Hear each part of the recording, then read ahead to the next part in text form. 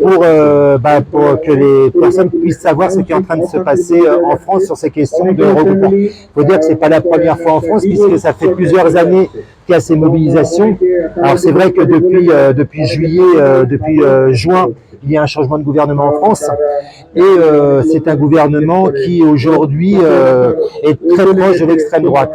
Et donc ce qui explique ces mobilisations, puisque il n'y a pas d'autre solution.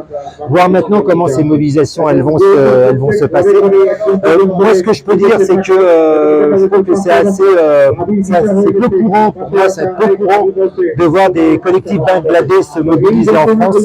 On voit plus effectivement la communauté africaine et d'autres communautés, donc ça c'est quelque chose d'assez intéressant. Du coup, ça change un petit peu la perspective, et j'espère que ces mobilisations vont continuer, parce qu'en France, effectivement, Emmanuel Macron a choisi de gouverner avec l'extrême droite. Ça, c'est vraiment quelque chose d'assez incroyable, alors qu'effectivement le Premier ministre est issu d'un parti qui est minoritaire.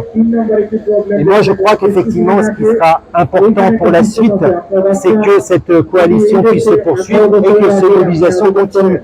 Parce que le nouveau ministre de l'Intérieur, M. Retailleau, qui est quelqu'un lié avec l'extrême droite, comme beaucoup d'autres membres de ce gouvernement, puisqu'il y a, je crois, 11 personnes qui viennent de la Manif pour tous, c'est-à-dire c'est un collectif de la Manif pour tous, qui est pour une espèce de famille traditionnelle, et qui rejetterait effectivement les autres familles et les autres minorités. Et donc c'est des gens qui ont un agenda assez important, c'est-à-dire eux ils veulent faire avancer leur idée, c'est-à-dire la famille française, c'est-à-dire voilà, c'est ça qu'ils veulent faire avancer. Et ça, c'est vraiment très dangereux, puisque ça éclate complètement les solidarités entre les peuples.